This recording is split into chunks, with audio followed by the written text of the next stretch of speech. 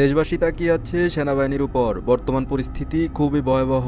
কোটা আন্দোলন ঘিরে প্রাণ হারায় বিভিন্ন শ্রেণী পেশার মানুষ। সেনাবাহিনীর প্রধান একটি সমাবেশে সৈনিকদের বিভিন্ন নির্দেশনা দেন। তিনি বলেন, রাষ্ট্রের যে কোনো প্রয়োজনে জনগণের স্বার্থে জনগণের পাশে থাকবে বাংলাদেশ সেনাবাহিনী। সেনাবাহিনী প্রধান জেনারেল ওয়াকারুজ্জামান একথা বলেন। সেনাবাহিনীর প্রধান জেনারেল ওয়াকারুজ্জামান ঢাকায় সেনা সদরের হেলমেট অডিটোরিয়ামে নিয়মিত কার্যক্রমের অংশ হিসেবে অফিসার্স অ্যাড্রেস গ্রহণ করেন।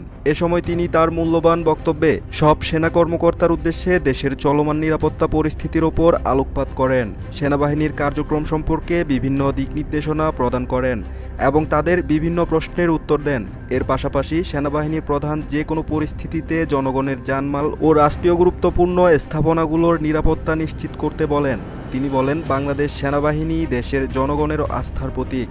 জনগণের স্বার্থে এবং রাষ্ট্রের যে কোনো প্রয়োজনে বাংলাদেশ সেনাবাহিনী সবসময় জনগণের পাশে আছে এবং থাকবে। এছাড়াও তিনি সামাজিক যোগাযোগ মাধ্যমে চলমান বিভিন্ন গুজব সম্পর্কে সচেতন থাকার পরামর্শ প্রদানের পাশাপাশি সততা, সত্যনিষ্ঠা ও ন্যায়পরায়ণতার সঙ্গে দায়িত্ব পালনের নির্দেশ প্রদান করেন। দর্শক, এখন আমরা দেখব কোটা আন্দোলন ঘিরে সেনাবাহিনী রাজপথে বর্তমানে কেমন পদক্ষেপ নিচ্ছেন।